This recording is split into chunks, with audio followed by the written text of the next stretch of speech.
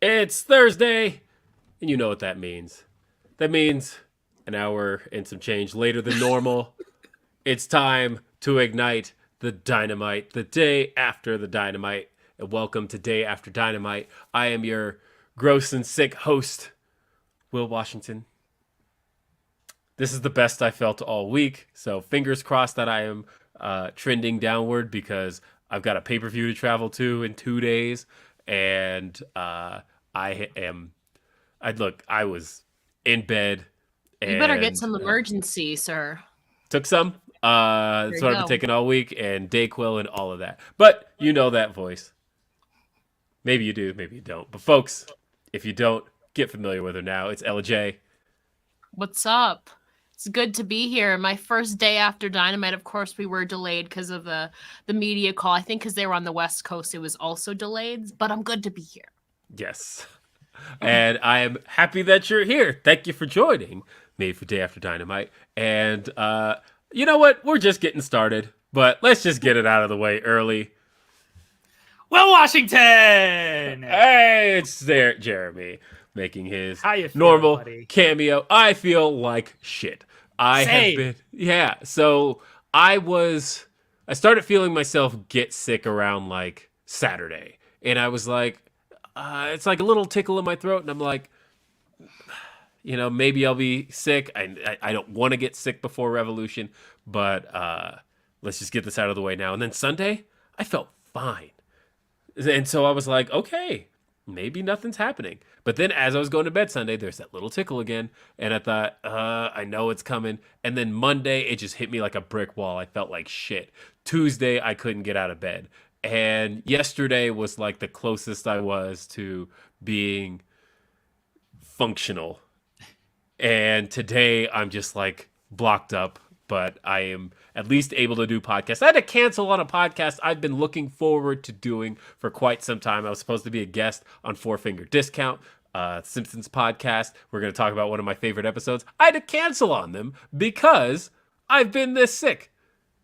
It's the worst. I'm gonna put this comment on screen, and you get it from your kids. I have learned in being a stepfather that kids just bring home all kinds of shit, and no matter what, you were just going to get randomly sick. I've been sick all week. I'm going to take a bunch of NyQuil after this and pass out and sleep well. I'm looking forward to that. I can't do NyQuil. See, I had to do I'll even take Dayquil and then go to sleep because I know that I am so hard to wake up from NyQuil. Like if I take NyQuil, I am out and the house could be on fire.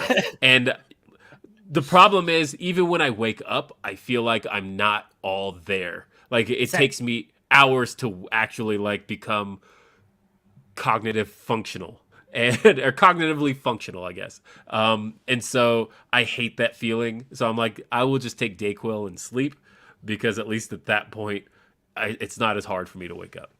Oh no, I'm going full NyQuil. Fuck it. I want that good deep sleep. Ella J, nice to see you. I apologize to you personally that you have to work with Joel Pearl every single week. I know that sucks. It's the worst feeling in the world.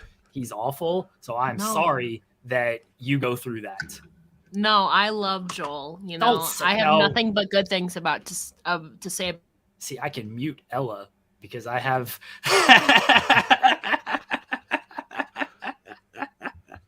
If I could just read between the lines right now, if I could, I would. But I don't want to get us demonetized or anything. So that's how kind of a guest I am.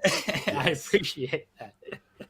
I'm glad you found that. Joel is the best. I'll say nice things about Joel Pearl, but I was gonna agree with you in some sense, except that he keeps making me bring up my food takes, which people don't like half the time. Yeah, so he keeps provoking me. So I will say in that aspect. He's an sometimes instigator. Yeah, we're all a jerk sometimes, though. Oh, true. I try to get everybody to fight everybody. I know you try to use you try to use this show to start fights between people, and it's true. True. I don't deny it. Well, I use my own show to start fights between people. He does. You try to get me to fight Denise. I will not fight Denise. I'm trying to We'll fight you instead. Well, here's what you can do, because spoilers, folks, but next week's guest is Denise Salcedo. So, you're welcome for the transition.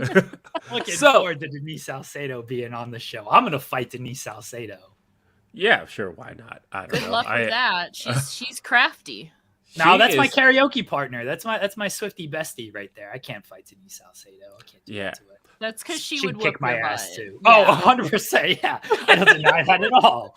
Speaking of which, I did want to let folks know that if you happen to be in the San Francisco area this coming Saturday, and you happen to be wanting to check out the AEW bowling event they have going on, I will be there. Denise will be there. Righteous Reg will be there. We actually have a lane. So if you want to bring some Lysol just for Will, yeah, Will, don't get people sick, Will. Yeah. We're gonna see everybody on Sunday having the sniffles and stuff. That's Will Washington's doing right there. Either way, come to the Fightful Lane and come say what's up, because we'll be there. Of course, Britt Baker and Adam Cole will be hosting. So it's gonna be a good time. And I'm a fairly crappy bowler, but I can. I don't know. I guess I'm decent enough. Like, it's a thing my wife and I do on date nights. What's decent to you? Yeah, what's your average, Will? What do you run in the bowling? It can be like 150s. No. Not even close. It's like 80. What are you talking about? Okay, never mind. Yeah, 80's not good. No. Yeah, 80's not great. My average is like 130, 140 at least. No, I can like consistently break 100. I'm good for about like 120-ish, I feel. Yeah, no, okay. And obviously I'm kidding about 80, but it's, I don't know. I definitely am not breaking 100. I would say somewhere in like 95. Either way, come see me stink at bowling, and come see Denise. I don't know. She probably stinks at bowling too. Oh, yeah, we're vlogging everything, so this is going to be a fun time. Nice. Well, you guys have fun with that. You guys have fun reviewing Dynamite. I'm going to get off of this thing and go take all of my NyQuil and transcribe some more Tony Khan quotes, even though he didn't really say much during this thing. No, he didn't say anything at all. Oh, the first. I don't be too mean to poor Tony, but hey, Revolution 2020, tremendous show. It was a great show. One of the best cards we've ever done. I'm very proud of this show, and it's going to be great with Revolution 2023 as well. That was about to be the entire 55 minutes, but he had some good stuff to say. You asked a good question, Will. I'm glad you got your question through. Wow. I mean, I was curious about the I said there's 8 matches on the card, but there's still stuff to fill in. So that was my question, and that was the reason that this episode was delayed an hour, was getting on that call. I wasn't sure if I was going to get called upon, though. I'm like, I'm here. Ella, you had a question, right? Yeah.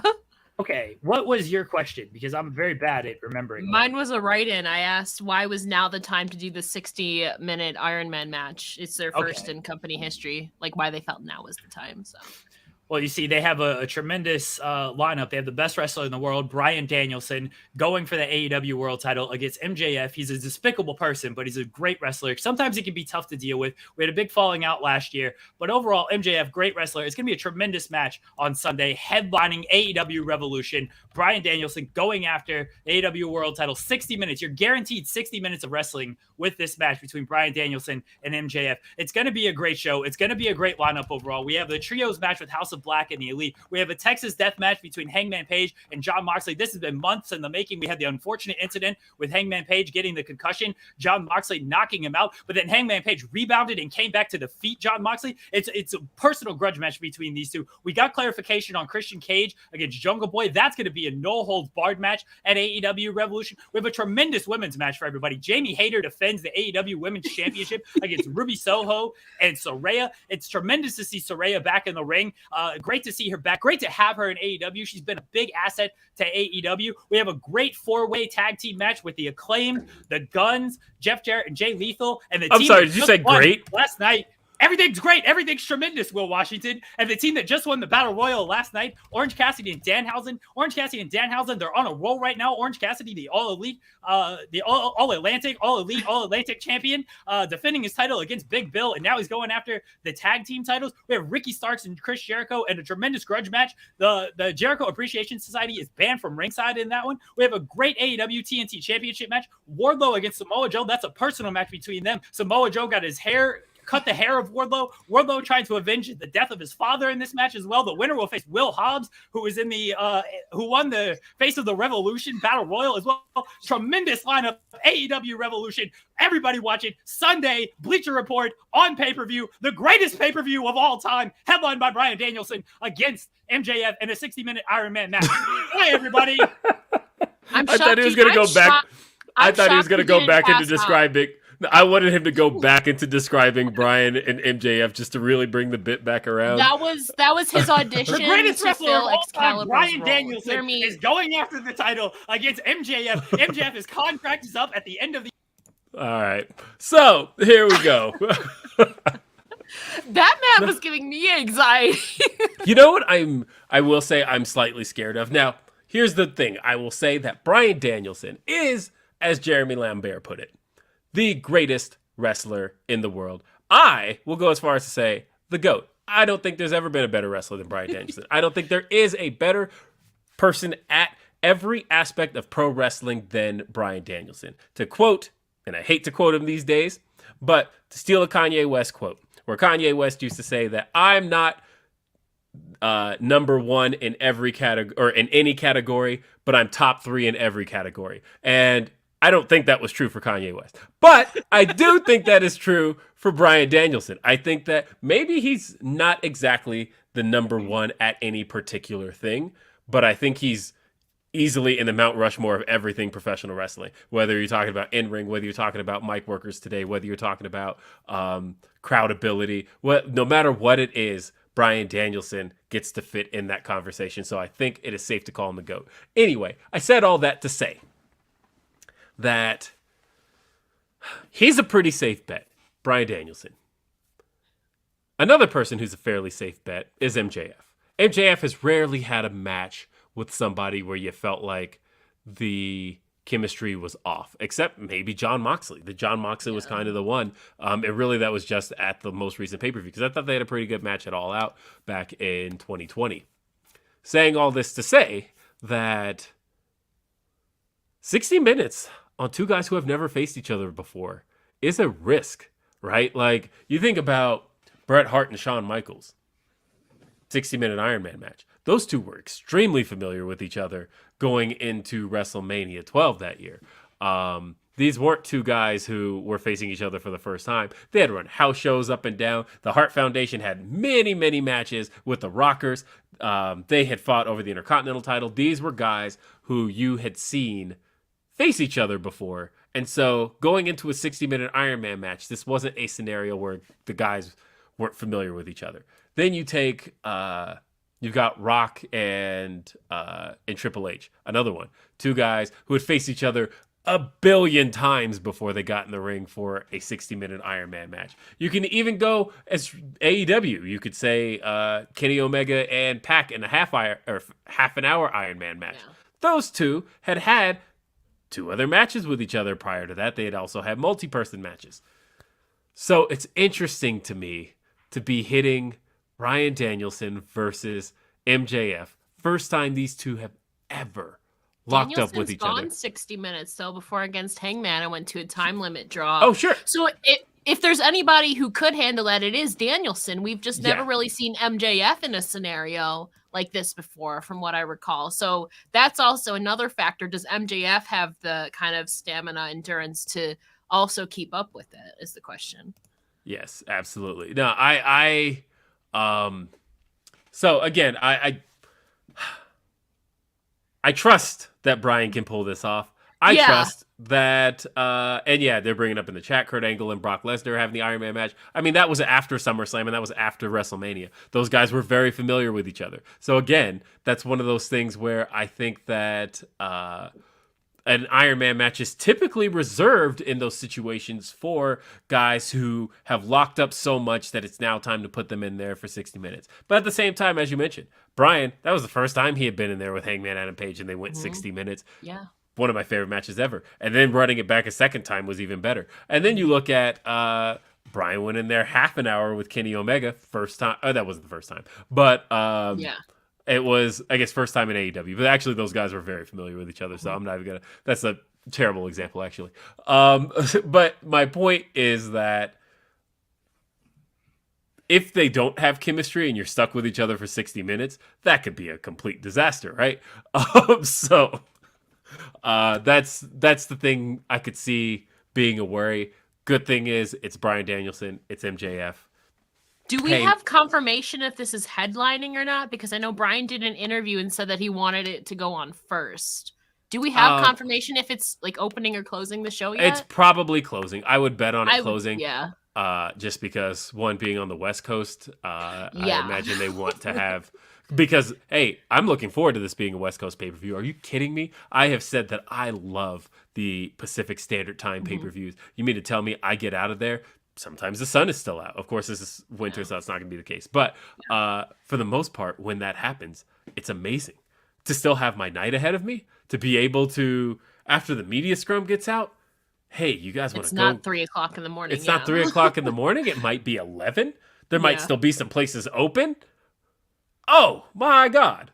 This is going to be great. I will be there this weekend. I might be masked if I'm still just like... Bring some Lysol just in case you go to see Will. I'm giving you a forewarning now. But as I tweeted earlier, I don't think I'm going to make Mania weekend this year. And I'm actually feeling a certain way about that. Now, as I've told this story a little bit on the show, but yesterday was the day I got confirmation of the timing of it.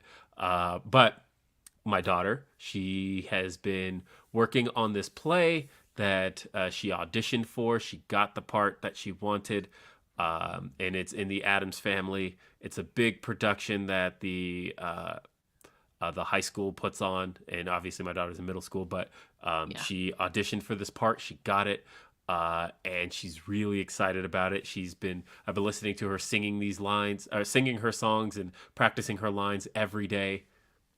Opening day, March 30th. Second day, March 31st. And the only other time I can see it, April 1st.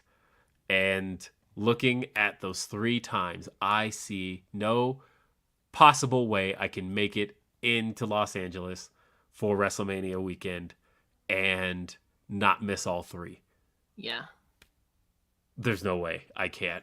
And I was looking at flights back. I've been looking at every flight back, and I don't see it. They're probably like $700 at this point, too. Yeah, they're pretty reasonable still, but it's just timing. The timing of them all. And here's the hard part for me.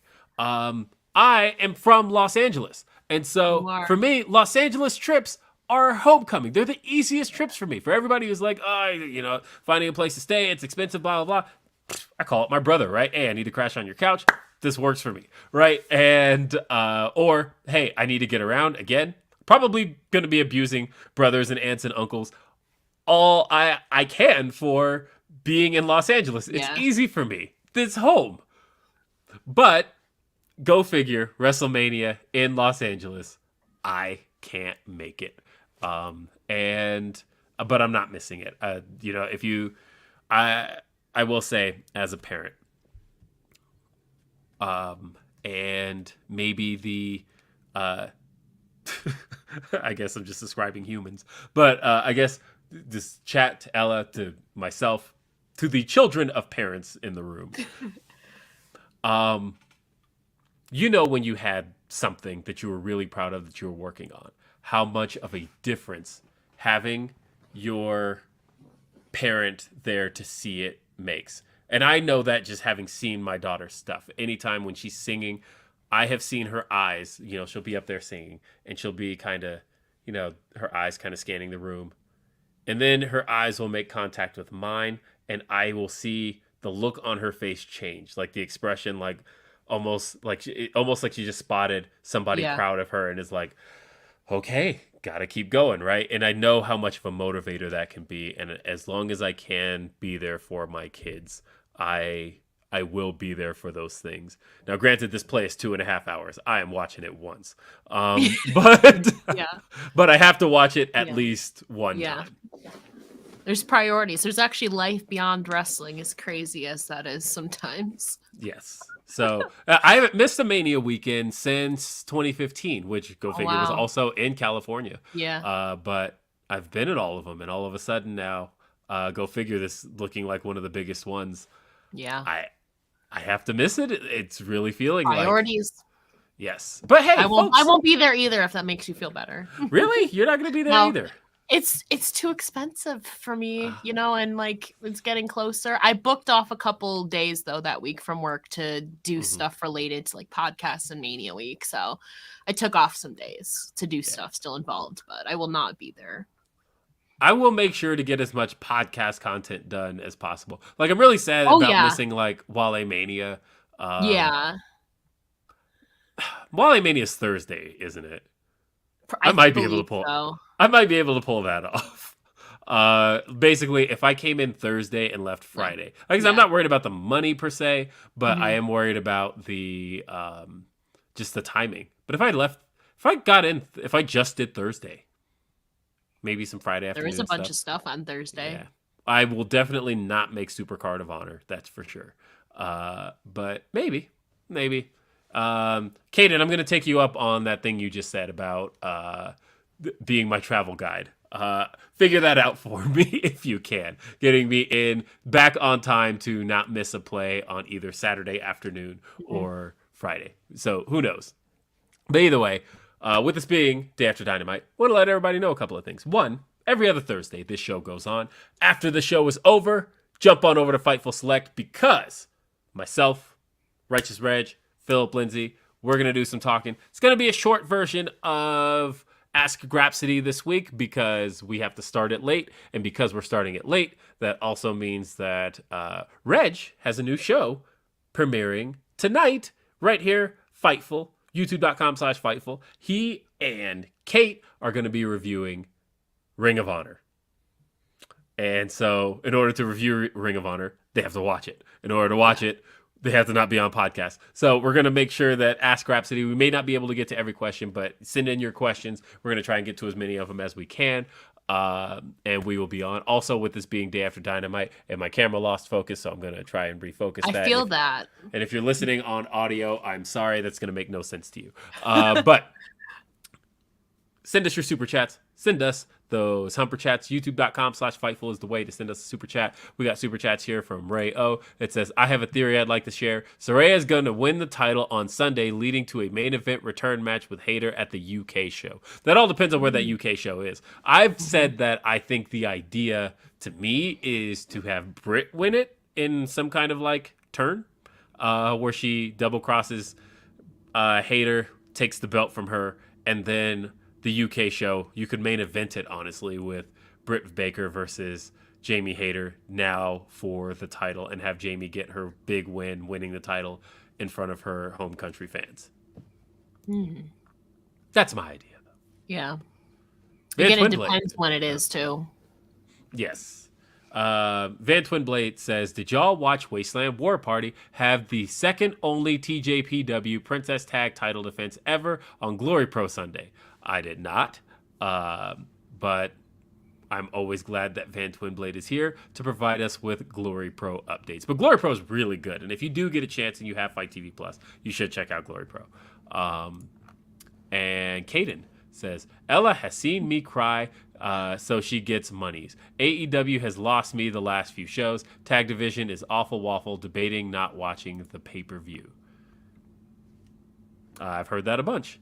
Trust the Process says, is Swerve really not going to be on the pay-per-view? TK said the card is pretty set. Really disappointing to see his momentum get killed since his turn on Keith. I know, it's not my place to put out why, but he did miss a show, but I was definitely annoyed at, basically I did feel the momentum stalled after getting the Mogul affiliates and everything on TV. I thought the match that he had with AR Fox was a good place to keep him established on Dynamite and then keep running until it was time to do the match at the pay-per-view. And it really felt like they were building to the match at the pay-per-view. And I had heard a little bit of a, I guess, rumor that this match was not going to be on the pay-per-view as of like 2 weeks ago. But I was holding out a little bit of hope. And so, yeah, I did ask the question on the call just a few minutes ago, wondering, there's stuff that's not being put on this pay-per-view. And, Tony basically confirming that the card is set, which means that we will not be seeing Swerve versus Keith at the pay-per-view. Also, Jade Cargill, for the first time, not defending the TBS title on the pay-per-view. That was the reason I asked about that as well. He did say that there'd be matches added to the buy-in, but again, this is stuff that feels fairly important. That 60-minute Iron Man match, I feel like, has heavily impacted it too as well, because that itself, that fits like 2 to 3 matches in there in that hour span itself, but it's just going to be one long match too. So normally we're used to at least 10 plus matches on an AEW pay-per-view card. That hour-long match is definitely impacted, I think, the capacity to have more matches time-wise too. And I know, like, we don't want it. I mean, maybe just me, but I don't think that a lot of people want like a 6-hour long show if they were going to add more, Right. And if they did, time-wise, it would be maybe 5 minutes. It would be shorter matches. And I think people, sometimes that works, but I think people like wouldn't appreciate it or feel fulfilled as much if it's only like a 5-minute match. It's like, what's the point? Yeah. So like, I get it time-wise. I get all of that. It's just more so. It's worthy of a pay-per-view for sure. I think that maybe then we get it on the Dynamite after or something. Right. I don't know for sure though, but yeah, it's kind of disappointing. Yeah, 8 matches for an AEW pay-per-view feels kind of like rare, to be honest. But obviously, that's, like I said, that 60-minute Iron Man match is heavily impacted. Probably the capacity for 2 or 3 matches even more than that. Yeah. David Reed says House of Black needs to win the trios titles. That tag division needs the Bucks in the worst way possible. I mean, I am curious as to how that all lays out, and we will find out. Yeah, I mean, I think no matter what the match is going to deliver, I think that's another match that in the build definitely lost some time, because we know that there was a week where obviously Kenny wasn't able to, actually 2 weeks in there, where they weren't able to use Kenny Omega, and I think that affected the build. And so we weren't able to get nearly as much out of it. I'm curious what they do with Rampage this week. I hear they're involved in Rampage this week. It's just a matter of what they end up doing. So, as Tony Khan said, Rampage this week is going to have implications. It's weird. My brain forgot that Rampage is live this week. And so I went online thinking like, hey, I haven't heard anything about like what happened at Rampage. And they haven't really even announced, like, they've announced 2 matches for Rampage. How could they do that if the show's been taped? And then I thought, because it hasn't been taped. It's live this week. So I think it's possible they might. I mean, Tony said it's set. I think maybe we get one more. But again, it could just be for the buy-in stuff, because we don't really know what's happening with that. So they might use some of Rampage to set up some buy-in matches. I feel like at this point, if what Tony was saying is actually locked in, there's no more matches on the main card. Yeah, I think that they... I think they'll add the Stokely stuff. Yeah. And whatnot. We got this Humper chat here. Okay. This one here is from One Sweet Chris. It says, this message is for Dad. That's me. It says, the Ass Boys are a great rep for the tag division because the title picture is complete ass. We got this one from Dan the Man. It says, hi, Will. First time, long time. As a San Francisco native, I was looking forward to the Cow Palace shows, but the turnout was bad. With what and who you know, is AEW apprehensive to come back to the Bay / San Francisco? I I don't know at the moment if that's talked about because they're still in this mode of, hey, we got 3 shows. Because I know that the way that they look at multiple shows in the same area, they look at it as cost effective. So they see it as, and I've had this conversation with people in AEW. For example, we're talking about the Toronto shows, because somebody had asked them why they were doing both Dynamite and Rampage.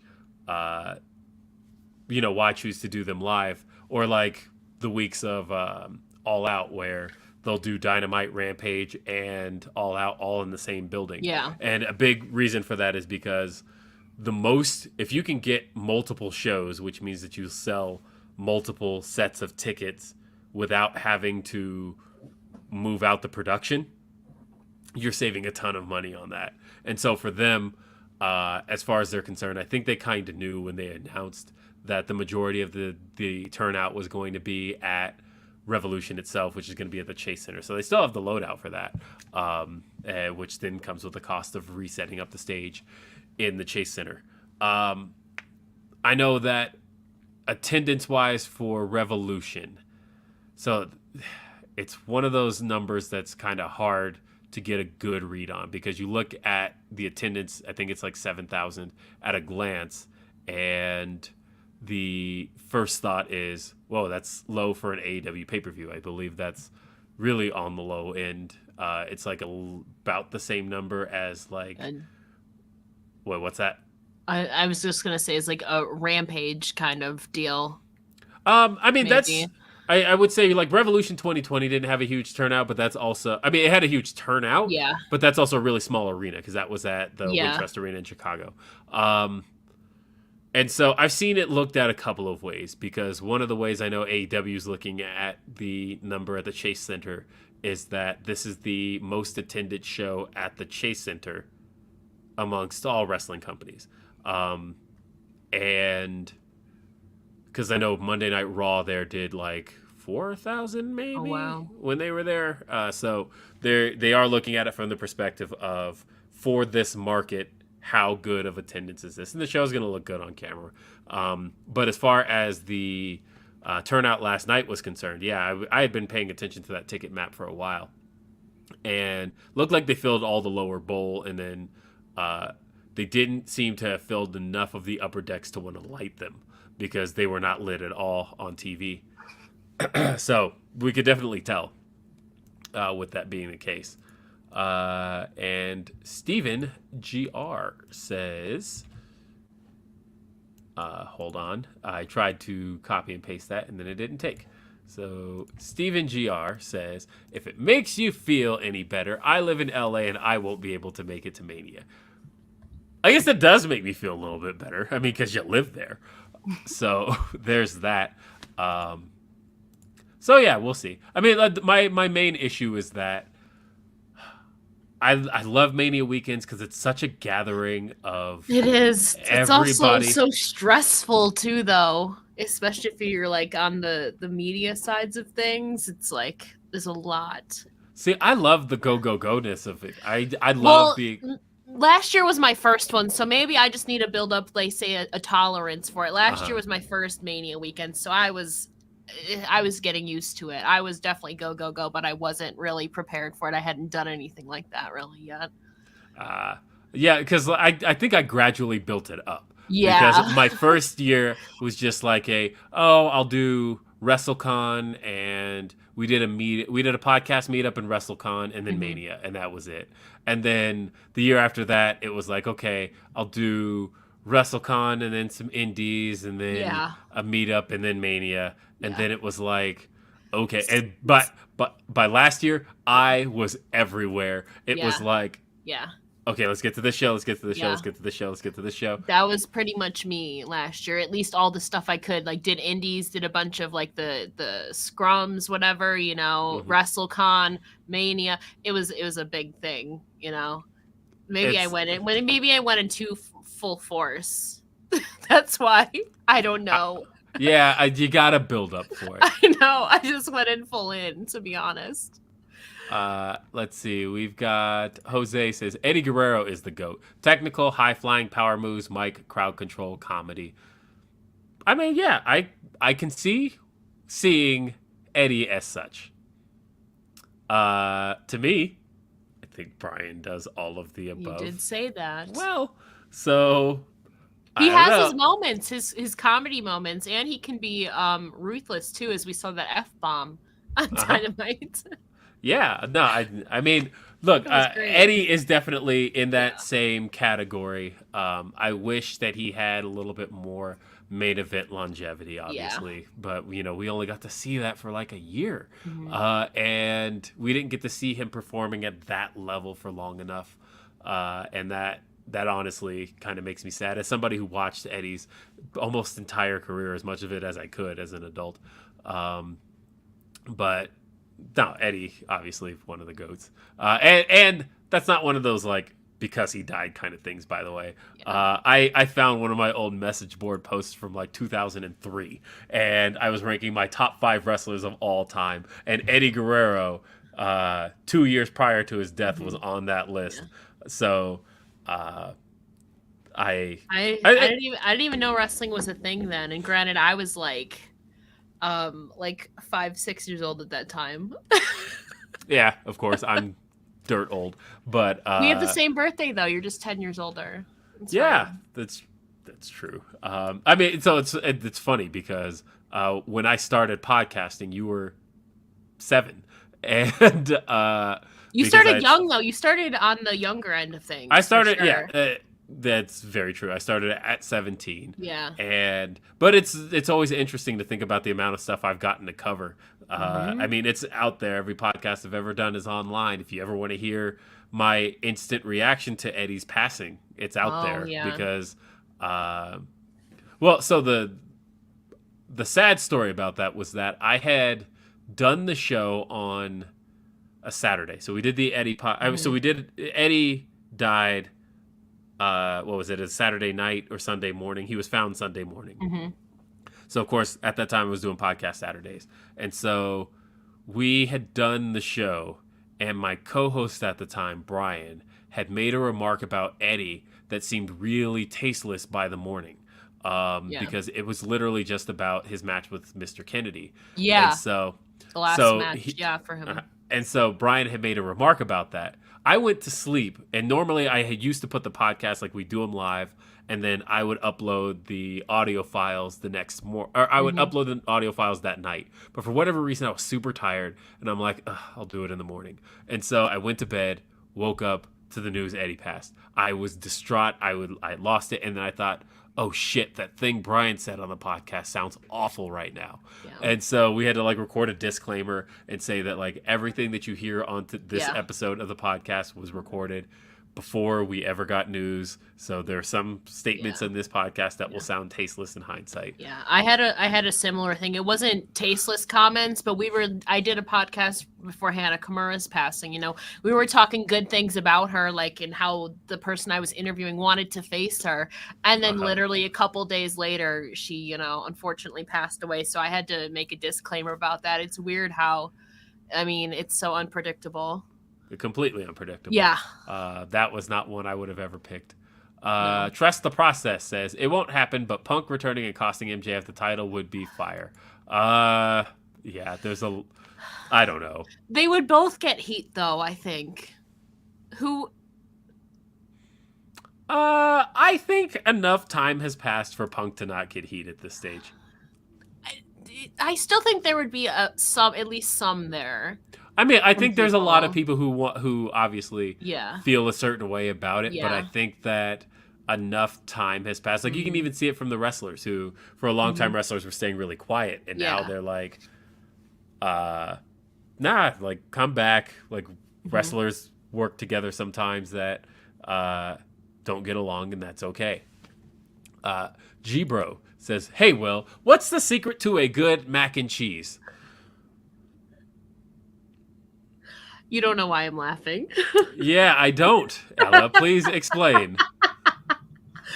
So our good friend Kate, man, I blame Kate for this. So you know how I was mentioning earlier about my food takes, right? You know how Joel makes me, talk about them on our podcast, right? Well, one of them, Caden's laughing because he knows.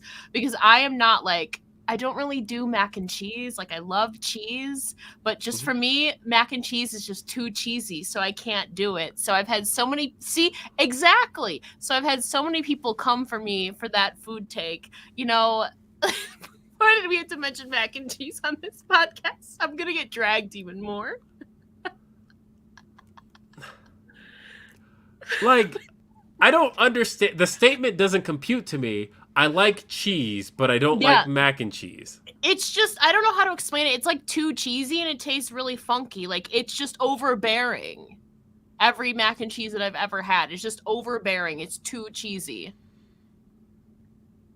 I mean, the secret to a good mac and cheese is more so to ask yourself, what makes bad mac and cheese? Because to me, it's so funny that Ellis says this, because my only mac and cheese complaints are when it's not cheesy enough. When I'm like, oh, this is when it's just when you go to a fancy ass restaurant and they're just here's some noodles and we just sprinkled some cheese on this and now we're going to call this mac and cheese.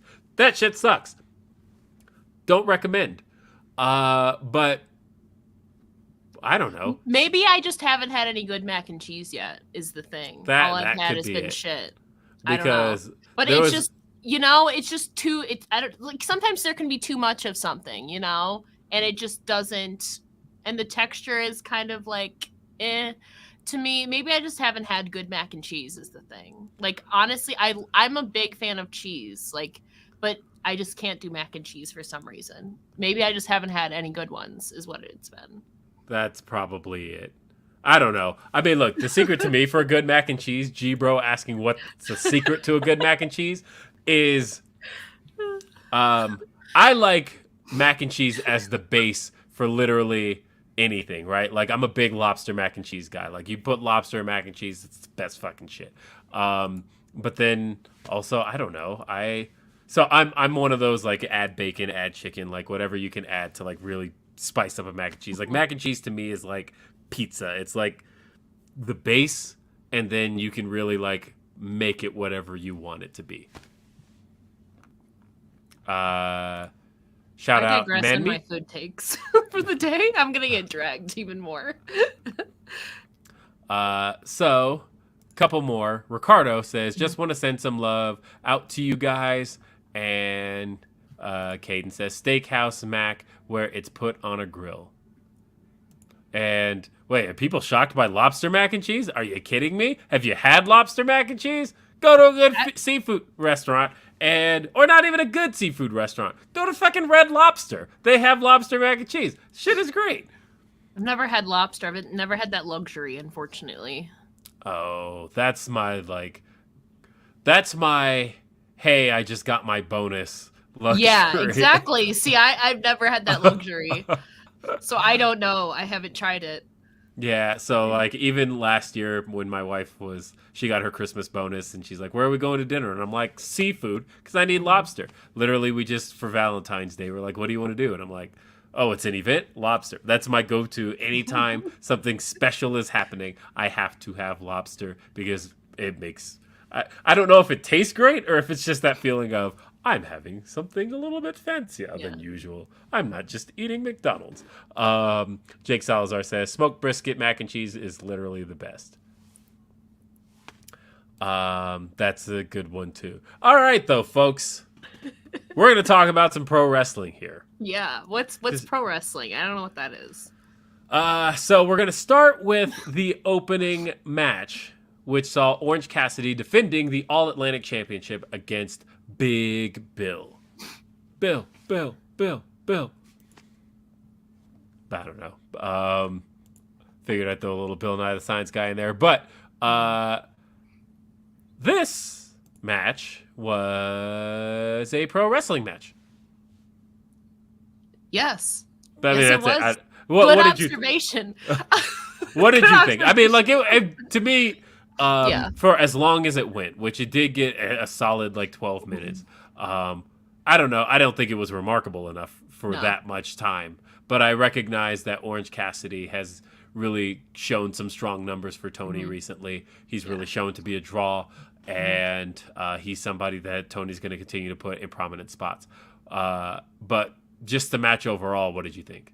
Honestly, I was more drawn by the interactions between Danhausen and Stokely, to be honest with you. I mean, what Danhausen trying to curse Stokely, and then Bill got in the way. Big Bill got in the way. For me, I was more drawn by that. I mean, I think Cassidy is always a draw for him. So, I mean, I don't think it necessarily has to be like a great match or whatever for people to tune into it. I mean, it is what it was. Obviously they're going the route though now that he's not defending the title at Revolution. Instead, he's in the tag team championship. So that kind of takes away a championship matchup that they could have possibly had on there. So that's my really only like qualm in it, to be honest. Yeah. But like I said, it's fairly unremarkable. I mean, Big Bill worked well, and like nothing was bad here, and that's why I'm just like, it was a wrestling match. And yeah, we just kind of moved on after he won. Yeah, pretty much. But of course, this was to set up that Orange Cassidy would be going into the Battle Royal hurt. We then had what I thought was a phenomenal promo from Jon Moxley. I thought Moxley he's good at this. He's very, very good at this. He's very good at delivering the passion for his promos and delivering a clear, decisive message in why he needs to win. And I thought the bloody face as he's doing it looked fucking gruesome, and it was great. What did you think of this? I mean, it sets up to the Texas Death Match. And I'm really excited for this matchup, too, because I feel like it's putting Hangman in a different element, too. You know, he's been, like, not clean-cut babyface, but, you know, we haven't really seen those layers pulled back as there's anything more than, like, this wholesome, you know, anxious millennial cowboy, which he is. But with this feud with Moxley, he's really getting more an edge to him. And so I think that this is really going to pull the layers back on Hangman itself. And I feel like Moxley is the right opponent to do this. And also it's in a Texas death match. So I think it's pushing both of them. And it's kind of the rubber match really between them in a sense. So I'm excited for this. I think the promo was right on par to what it should be to go into this Texas death match. And it made, I mean, not that blood, you know, we're kind of just used to that with Moxley at this point, but it makes sense for the Texas death match. He addressed that in the promo though, too. It's kind of just a common occurrence, but it makes sense. Like it has its place in this match. We're expecting blood in this match. Yes. Although, to be fair, at this point, I think we expect blood in any Moxley match. So then the Elite make their way out, or at least we think so, and they immediately get jumped by House of Black. Lights go out. The lights come back on. They've got the belts. And that was... I would have liked to have seen more from them. I thought that to only give this basically the 40 seconds we got here, followed by the... I thought the segment later on with House of Black where they had the belts was very, very good. And I think that combined, we ultimately got some good content. But I think it was really interesting that that's really all we saw. But really the thing of the night was the face of the Revolution ladder match, a match that normally takes place at Revolution but got moved to Dynamite this week. Saw Action Andretti, AR Fox, Eddie Kingston, Commander, Konosuke Takeshita, Powerhouse Hobbs, Ortiz, and Sammy Guevara. This was a treat. Now, of course, AEW, it's interesting because they have these two match stipulations for like everything, right? They've got the Face of the Revolution ladder match, but then they also have the Casino ladder match, and the two differences being that Face of the Revolution is more Money in the Bank style, where it's just everybody that starts in the ring, and then they introduce, and then we just have a victor, and then of course they have the Casino where people enter one by one. I prefer that stipulation, though I didn't like how it ended last year. And then in this case, we the Face of the Revolution ladder match, of course, is for a shot at the TNT Championship. Right off the bat, we didn't get entrances for everybody unless you're watching on Fight, which that's a shame because my boys Rated R and True God, of course, did the theme song for Commander. I would have loved to have actually heard that on TV. But I'm guessing we're going to see a lot more of Commander because he had a lot of time/spots in that match. Well, let's talk about it because, Commander really got the show out here. Yeah. Oh, Caden saying we didn't get the entrances on Fight either. Okay, well then, no entrances. Either way, Hobbs was in the ring, and we saw right off the bat that the crowd was here for Hobbs, that we're in his hometown, and I knew he was going to win this match. I said pretty much weeks ago, and they were like, what do you think Hobbs is going to do at Revolution? I'm like, oh, he's going to win the Face of the Revolution ladder match because it's his hometown. This can give him a moment. I didn't know what we were going to get out of this. So the first thing we got, of course, was Eddie Kingston. Yes. Eddie Kingston and Ortiz. Eddie had said they played the promo on Road 2 this week where they interviewed every participant. And Eddie Kingston was the only one who was like, I'm not fucking doing this match. I'm not doing it. I don't climb ladders. Like, don't put me in this match. I'm out of here. And he's like, I'm not doing it. And then, sure enough, he and Ortiz brawl to the back. And after the show was over, Eddie Kingston quit. He said, I quit AEW, and left. What does this mean?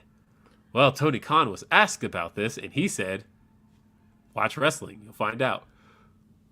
And sure enough, watch Ring of Honor tonight. If you've read the spoilers, you'll know. I haven't read all of them.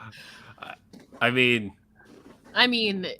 they're out there, so it is what it is. Yeah, it's out there, and I'm not going to... Look, the show airs tonight, but regardless, I'm just going to say, if you're curious what's going on with Mr. Kingston, just know that he will be involved in...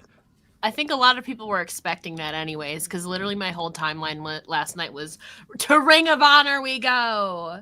Yes. A lot of people were, like, very surprised. I think Tony's answer in the media call should hopefully dispel anybody who thought that was legit. Yeah. Mainly because the way he responded of, go watch wrestling. Like, go. It's a valid point. He said, watch the shows, and you'll see what happens there. And so, I honestly, if I were Tony, I would have played up the kayfabe of that. I would have been like, I don't know what's going on with Eddie Kingston. I didn't think that was acceptable, and True. Or something along those lines. But the fact that he was like, "What do you think?" I'm like, "This is wrestling." Mm-hmm. So, as was just said in the chat, or he gives his Tony Khan answer of, "I can't talk about that," but he didn't give any of that. So,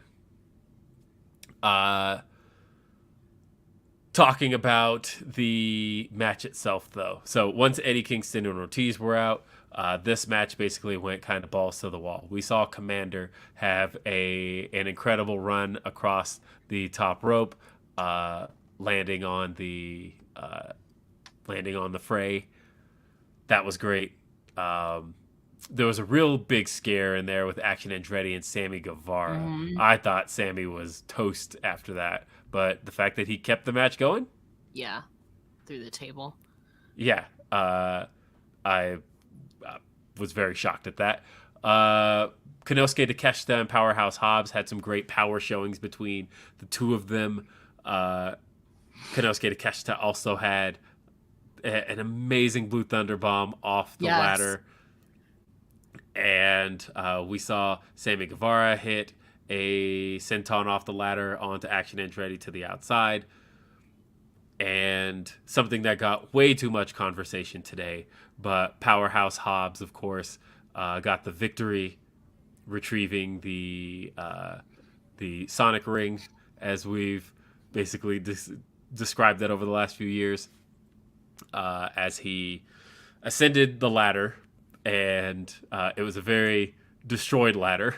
And so at that point, the referees are very much holding it together, and he retrieves the brass ring to become the face of the Revolution. I think it's about time. I feel like since what was it, All Out, he faced Starks, that was a real, I think it was at All Out. All Out. Yeah, I feel like that kind of slowed his momentum for a bit, but since that loss, he's only lost one match, and that was the TNT Championship match he was kind of thrown into. But since then, he's only lost one match since after his loss at All Out. So he's been winning on Dark and all of that. He hasn't gotten as much time on like Dynamite or Rampage per se.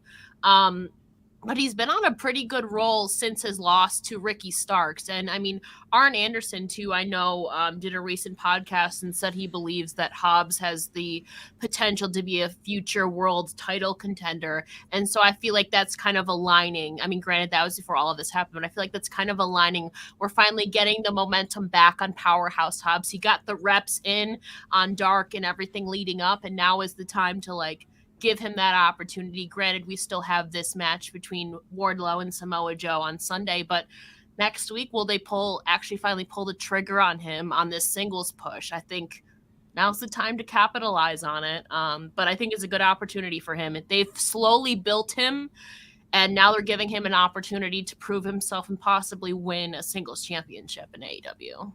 Yes. Now, Caden says he won it All Out, lost at Grand Slam. Gee, last I checked, Caden, I believe that was a lights out match, wasn't it? I don't believe that the match at Grand Slam actually counts. Fair enough. I couldn't remember. I know whichever match it was against Ricky Starks, it was the unsanctioned lights out match, but that was around September, I believe it was. Yeah. Since then, he's only lost one match since then after that loss. So he's had a pretty good run since then. And now they're kind of pulling the trigger, hopefully anyways, giving us some hope for it. Yes, I'm going to do you like that because that's how that went down. Yeah. Anime Otaku says the best answer would have been, we wish Eddie well in his future endeavors, really play into it. People would misconstrue that, though. I know. People would go crazy. I trust the process. Says, I get that TK likes having guys win in their hometown, but do you think doing it every time has made it too predictable? Nah. And I say that because, look, I don't care about predictability. Yeah. As a matter of fact, whatever happened to predictability? The Milkman, the Paperboy, evening TV? No, sorry. Love it. Anyway, no, seriously though, and look, I have seen maybe 5 episodes of Full House total. I just happen to know I've watched every season at least 5 times over. So I hated Full House growing up. I could not stand Danny Tanner moments. Fair. Like every single time the show got in that emotional mode, which is stupid because I love Family Matters, which was literally just Black Full House, right? Well, but they had Steve Urkel on Full House. I don't know if you've seen that. I have. And same with Step by Step. They did the crossovers there too. But I could not stand Full House. Something about Full House drove me nuts. So I will say this. I want to talk about the ladder thing, and not for very long, because, of course, there's been all this discourse on throughout the morning about whether or not the refs should have held the ladders for Powerhouse Hobbs. And, of course, I had a tweet this morning where I showed a clip of literally the refs holding the ladder while Cena AA'd Edge off the and in plain sight. It wasn't like you caught them out the corner of your eye. It's like, no, they literally have a wide shot. Cena AA'ing Edge off the, or I guess it was the FU at the time, but hitting the FU through the tables for Cena to win what was his most prolific title win. The one that I would say really defined his career as a world champion. That his third title win, the one where he was champ for 380 days. He won that, of course, after throwing Edge off the ladder and retrieving, and the refs are literally holding the ladder for him to do so. That's a thing. That's always a thing. If you pay attention to spots in professional wrestling and ladder matches, pretty much over the last 15 years, you've probably not noticed, but the refs are holding the ladders for them. Because to me, what is a ref there for in a ladder match? Like, just in general, why would you even need a ref in a ladder match when the idea of the ladder... It's a more risky environment. Not only one there, I mean, to maintain order, but like if people get hurt, it's one of those matches that's more, risky. Yes. And so to me, I think with it being risky, the ref's job to me should be, and I think it's I thought it was self-explanatory. I did not think about any of this till I got on Twitter this morning. Mm-hmm. That is like how little thought I gave this at the time. Because to me, I would think that, a ladder match is a match in which the outcome is not dictated by what the ref calls in the ring, but literally what the camera visually sees, which is the item retrieved from from its suspension. Yeah. So at that point, the refs should be there simply to help maintain the structures that are there to get that ascension. And so in this case, there were two ways for me to look at this. I saw, one, Hobbs starts to climb the ladder. Once he sees it's kind of wobbly, he literally shouts out to Rick Knox to come hold the ladder. And to me, I thought, actually, like, being a big, intimidating ass dude, I thought that was like a badass look for him to be like, hey, you hold this ladder for me. And then everybody else follows suit. Because, look, there's a black man in me that saw 4 white referees holding down a ladder while a black man ascends to the top and grabbing a brass ring. That was actually a really powerful visual to me. But on top of that, I thought, the idea of them being there at ringside, period, again, I thought is to maintain these structures. And so I at no point saw any issues with it being visually on camera or not. We've seen this stuff visually on camera. I have never had an issue with this. And the fact that it became such a big topic of discussion today drove me nuts. And that's kind of the last thing I have to say about any of it. Like, I'm really happy for Hobbs. That's the big homie. I'm really happy for him getting this victory. I do hope that, because every Face of the Revolution ladder match winner eventually did go on to win the TNT championship, but none of them won it in their first shot. They always got the shot, lost by some means, and then won their rematch. And so I'm curious if they break that tradition here, or does Hobbs just immediately get it? Or do they remain predictable? I don't know, because last time we had Wardlow, of course, won it last year. MJF cost him the match. He beat MJF and then went on to win the TNT title. Scorpio Sky won it the first time. He lost, turned heel, and then won it like 10 months later. But that was always addressed, that he was going to come back for it, and he got it. Yeah. And so I'm thinking, what do you do here? I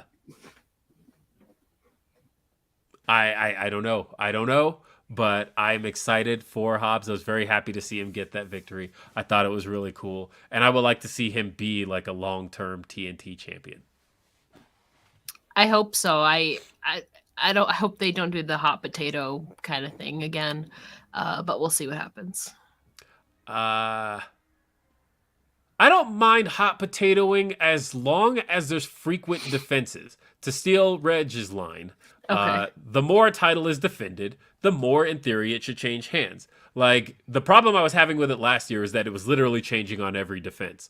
But if you're having somebody like Darby who was going out there and he's like, I'm going to defend the title every week, and he was literally defending it twice a week at times, and then he just happened to hit a wall, and it was like he had a short reign, but in that short reign he defended it like 5 or 6 times. So I think you can pull a hot potato, but only if you're defending it frequently. Joe hasn't had frequent defenses, so that's a concern if they do it. Let's see, we got and the cool thing is, this is kind of where the show peaked, because as far as there being a lot more to talk about, there kind of isn't. Because, all right, let's talk about the remainder of this show. Chris Jericho versus Peter Avalon. quick. Jericho wins. Beat him down with a baseball bat. Ricky Starks comes in, beats him down. That's about it. That was it. That's about it.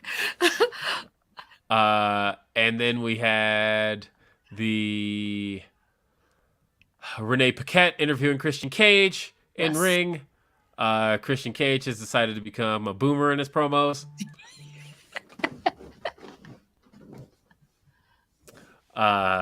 What did you think of this? Well, obviously, this is like one of the more lengthy feuds that we've had. Like, this goes back a while between Christian Cage and Jungle Boy. I just hope that June. Yeah, I just hope that this doesn't end up being like another short match between them. I think we're seeing a new side of Jungle Boy, like with the gravestone and all of that. I like heel Christian. There's like an edge to him. Yeah, he can go across that line, blur a lot of lines. There's a lot of stakes here. I think Jungle Boy kind of needs to win this. I like this different side of Jungle Boy Jack. I also like that now Jungle Boy is his like moniker in quotes. He's Jungle Boy Jack Perry too. I think that's an interesting development here, but I mean, it's kind of, this has been a lengthy story that we've seen. So hopefully it's the final chapter in it, but again, how do you close that out? I guess it would be here. Yeah. I mean, I'm thinking this is the moment to finally close it out. Yeah. I think they really wanted to go here because, like, I know that one of the things Christian talked about and even signing with AEW is that he wanted to work with Jungle Boy. And the fact that this match has eluded them for so long, and like when they had the opportunity to do it at All Out, Christian got hurt. And this is finally the opportunity to do the match that they had set out to do from the beginning. So, but I liked Christian here. I don't know that I liked Jungle Boy's video. Like, it was, I don't know, felt very high school art project. And production wasn't on point. Fair point. We had FTW title on the line. Hook beat Matt Hardy. Matt Hardy tapped very quickly. Hook didn't have that thing locked in for half a second, and Matt Hardy is already tapping. Yeah, it's almost as if Matt Hardy wanted Stokely in this match with Hook. It's almost as if Matt Hardy was playing Stokely all along and accepting this challenge. And the video that they posted online on Matt Hardy's Twitter with him and Isaiah Cassidy was very, very good, of them sarcastically being upset about this loss. And Isaiah Cassidy, sorry, got my Cassidys mixed up, which I guess is a point in Vince's favor for not having wrestlers with the same last names. But Isaiah Cassidy owns the end of that, and I won't spoil as to how. I still think that Matt Hardy should have held on like for at least 5 seconds. Literally, I don't think Hook had it even fully applied yet, and he already started tapping out. I think they really needed to hammer it in that Matt Hardy was intentionally losing to get Stokely into this match with Hook. And so I think him doing it, tapping out so quickly, and like I said, they posted the video, basically sarcastically I haven't seen being the video upset. yet. Yeah, this is so because it's all playing off of the storyline with them with, Stokely Hathaway owns Matt Hardy, and Matt's been acting like he's okay with it now, but he's really luring Stokely into these situations. Okay. So then we had Riho versus Tony Storm. This is pretty good. I'm not surprised. Riho never surprises me. Tony Storm never surprises me. But I didn't realize how much I wanted this combination of talent together. And I would like to see this run back on a bigger stage with bigger consequences. I hope so too, but obviously they're kind of in the background. Like, I mean, to be fair, Riho's been like a recurring character. You know, she's not really been one of the mainstays in a long, long time since she was really champion. But this was a fun, entertaining match between them. I think obviously two former women's champions, they would pull that off anyway. But it also furthers the story. Obviously, Britt got involved and Tony got the roll up then and all of that.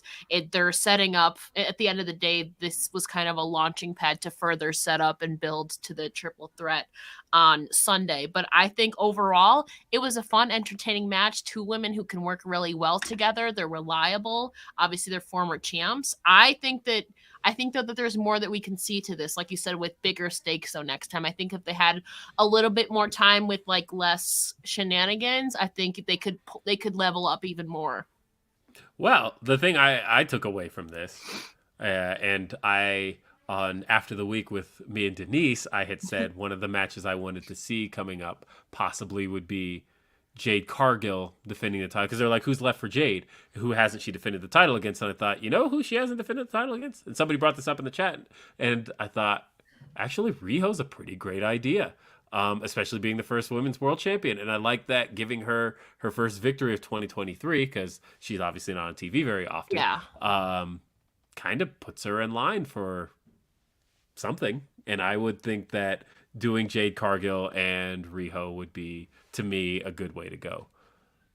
We had Board Dude says, I get refs always hold the ladder. However, to get the entire ref crew to build a base for the ladder is kind of whack. Big homie should have asked for another ladder. I mean, TV time is TV time. Like, yeah. I think that there is nothing that could have been done in that scenario that people would have been happy with. I think had he taken the time to get another ladder, there would have been questions of, well, why was everybody just standing around letting him get another ladder? If he had climbed this rickety ladder and, say, fallen on his face, then there would have been questions of, well, why is AEW such an unsafe work environment? Yeah. And so the fact that in this scenario, he climbed the ladder that was in front of him, and the referees secured it in a way of, that's what the referee's job is in this type of environment, I think was the best solution there. I saw somebody say that Bully Ray said, well, maybe you could have the wrestlers hold it. I thought, that's fucking worse. What are you talking about? That wouldn't make sense. They're competing against Hobbs. Well, it was like in a way where you keep it off camera, and I thought, but then that's no different than the refs. Yeah. So either way, I think he did like I feel like in that scenario, I feel like that's kind of the best solution. I mean, to kind of keep kayfabe a little bit, you're not involving the competitors, you know. Again, like you said, TV time, like they're on a time crunch. So I think he did what was best in that scenario. That's kind of a rare scenario, you know. You're just thinking off the top of your head. Yeah, I think that honestly, this is a really easy situation to armchair quarterback and to be like, well, I would have done it this way. And it's like, well, you weren't in the fucking match. Yeah. And so in a moment where you have to think on your feet, I think everybody made that go off the best way possible. Mm-hmm. And honestly, there's no way you could get me to engage in the idea of harping on that with people. Yeah. It's just not going to happen. But then we had the Casino Tag Team Battle Royal. The fuck was this? So I it's not even the winners, all right? Because I like Orange Cassidy a lot, and I talk him up on the show. I talked him up last week. I think he's one of the best in the world. Yeah. Danhausen has actually been a solid addition to AEW since he came in last year. Everything was wrong with this match, though, being put together. The time intervals between they were not consistent. Teams being introduced made no sense at all. There was it's almost as if they avoided explaining the rules of this match, which they've run this match before. It's literally the Royal Rumble with tag teams, and they've done it well in the past. But in this case, what the fuck was this? Like, I did not understand the structure of this whatsoever. And I think they should have established, a number of teams, because I had no idea how many teams were going to be in this. They, of course, established early on in the show that Best Friends would be out and they'd be replaced with Danhausen and Orange Cassidy. But you never told us how many teams were in this in the first place. Why couldn't Danhausen and Orange Cassidy just add themselves in? I don't know. Because it was also a really odd number anyway. I'm counting them right now. 4, 5, 6, 7, 8. There was 10. 3, There was 4, 10? 5, 6, 7, I thought there was 9, 11. 10. Unless I'm counting wrong. 4, 5, 6, 7, 8, 9, 10. I'm counting 10. Okay, 10. I'm just triple checking. 1, 2, 3, 4, 5, 6, 7, 8, 9. Yeah, 10. Yeah. Okay, 10 teams. Okay. And so either way, you had a lot of establishment in this match, right? Yes. You had the Lucha Bros, who the crowd clearly wanted to win this. You had the Dark Order. You had Butcher and the Blade, who when they came in, I kind of thought, I almost started talking myself into it. I almost started going, you know what? I can see Butcher and Blade winning this. Why not? But at the end of the day, Danhausen and Orange Cassidy won. Yeah. And I guess, like, from a story standpoint, they have had ties the last month to Jeff Jarrett and Jay Lethal, who have been tied to the Acclaimed, who have been tied to the Ass Boys. So, like, in a way, you can convince me that it makes sense. But, God, when I think about Revolution in 2020, having what is my favorite match of all mother-loving time, talking about Kenny and Hangman versus the Young Bucks, favorite match ever. Tag teaming at its finest. Last year, you had the Young Bucks versus Red Dragon versus Jurassic Express. Again, tag team wrestling at its finest. And I was there for that one. Year before that, you had the Young Bucks against Chris Jericho and MJF, and like that was okay. But like that was kind of the point, was that Chris Jericho and MJF weren't an establishment tag team, and that's why they lost to the Bucks. What the fuck was this? These four teams. Nothing about this says that this should be the tag team match for Revolution. The Acclaimed are an establishment team, yes. They have not done enough with the Ass Boys since winning the titles to justify this. I think ever since the Guns Ass Boys won the titles, it's just been a fever dream, but like in a bad way. Like it's just been very odd. The whole booking has just been very odd to begin with. Yes. So I don't even. I mean, if FTR obviously didn't being the surprise entry and ended up being Danhausen and Cassidy. This whole match it doesn't even feel real. Like I don't know how to explain it. It just feels so out of place. It doesn't feel like the tag team match at the pay-per-view. No, I don't even know how to put it into words. And I posted a picture yesterday of a previous 4-way tag match that AEW has put on that featured Kenny and Hangman, the Young Bucks, Best Friends, and Santana and Ortiz. And somebody had the best response I had seen to that, which was, everybody in this match is still signed to the company. This isn't like a thing where we're going, oh man, remember what tag teams they used to have? Nope, you still have every single one of these guys. Yeah.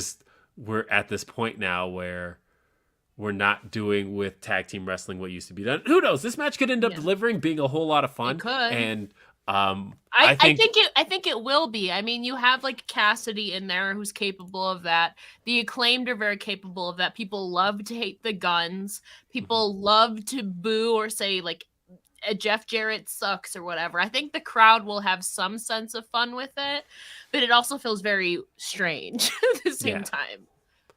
I don't know why. I know people watching are probably thinking what's going on with Will, but for whatever reason, I got super nauseous and dizzy.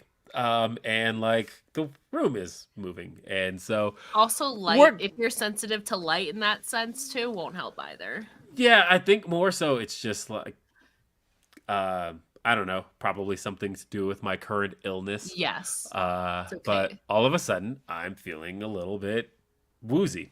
So I'm going to try and finish the show and say that the ending segment saw, again, greatest of all time. MJF didn't say shit.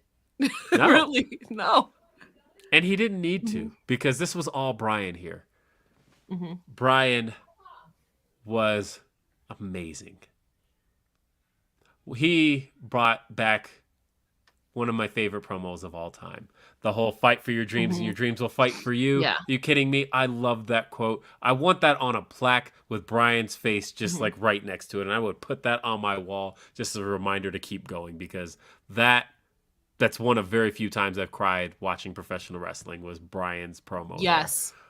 And Bryan calling out MJF and calling out all his shit. Even reminding everybody that this man's a fucking hypocrite. Last week you talked about your fiance leaving you. Or isn't your catchphrase banging rats? Like, what are you talking about? It was like a different... It was a rare sight to see Bryan like unleashed. We've seen it a few times before, but this was it kind of is necessary, especially against somebody like an MJF who is so ruthless and unafraid of controversy and everything. This was the Bryan that needed to be pulled out character-wise going into this match. Yeah. I thought the fact that he left MJF speechless. Yeah. Left MJF. It's a rare sight. Yes. That is a powerful babyface move. I tweeted earlier that I feel like the 4 best babyface promos in wrestling today are Hangman Adam Page, Jon Moxley, Cody, and Bryan Danielson. Yeah. I feel like if you need a babyface to get passionate and get you emotionally pumped for their upcoming whatever it is, those are the 4 you can count on. I feel like Becky Lynch is somebody I also put in there, and I'm really glad that she's getting opportunities as a babyface to do that, because obviously, she's noted, she's had to swim upstream trying to be heel, and I'm happy for her as a babyface right now because she's so good at it. But Bryan was so good here. And definitely it's what they needed. Like, this is gonna be like a 60-minute Iron Man match. Bryan is surely capable of it. We don't know about MJF, but it's adding more layers to that. But I don't think we've ever seen MJF speechless before. So I feel like it's adding that. Not only is this going to be like a huge wrestling match, that itself is going to be a huge marathon in and of itself, but we're adding more layers character-wise. And Bryan has pulled off something that we've never seen MJF before. MJF is always the one he's always the spitfire. He always has something to say. Not this time. So I don't give an F, Bryan. Yeah. Oh, and he said the thing. He said that you're going to get your fucking head kicked in. Yeah. And those who watched on Fight got to hear it. Yeah, I saw the clip. Yes. Those who watched on TBS, like me, got to hear them put that little fake crowd audio sound that they put over things. Yeah. But we knew what he said. Yeah. So, I am in on this. I love this feud. And, I think if it doesn't overstay its welcome, like maybe continue it through a little bit of April and then walk away. I think that's it. That's all it needs, and transition him to his next thing. But we have one last thing here, which is how did the show do viewership wise? And I already have the answer to that. Because I've already tweeted about that since, because it actually came out before we started the show. But the show did 833. As I tried to tell people last week, because they were like, is it Tony's announcement that brought the rating up last week? And said, no, it's the lack of NBA. And I still believe that to be the case, because the only thing on cable that beat Dynamite this week was the NBA. Because Dynamite came in at number 3 behind 2 NBA games. That was good for a .27 rating. It's about what they've been doing for the year. It's not great. But I don't think it's world-ending either. And that was Dynamite. That's it. Ella, make some plugs. Easiest way to follow me is on Twitter when Twitter is still working, because sometimes, it's been very glitchy lately, but I'm most active on there. If you follow me at It's Ella J, like it says below, you can go to the link in my bio, find all my projects and podcasts right there in one convenient place, because it's just easier that way. Follow It's Ella J. And stay with me, folks, because in 12 minutes, I'm going to be on with Righteous Reg and Philip Lindsay over on Fightful Select for another edition of Ask Grapsody. Feel better, too. My goodness. Yeah, I'm going to go drink some water. Get some water, get hydrated. Yeah. So that's going to be, again, an abridged edition of Ask Rhapsody, but nonetheless, send us your questions if you haven't gotten those in. Again, that's going to be over at Fightful Select, YouTube. FightfulSelect.com. Yes. Don't go to youtube.com/Fightful. Go to that later on for the premiere of the ROH post show with Righteous Reg and Kate as they discuss. And I want this show to work. I love Kate and I love Reg, and they both have really aggressive takes on certain things, and I'm so excited for these two to be put in the same place, and I hope that the name ROH and Kate plus 8 happens to stick. So anyway, that's it for this edition of Day After Dynamite. Thanks for being here. For Ella J, I'm Will Washington. We'll see you next time. Have a great day. Peace.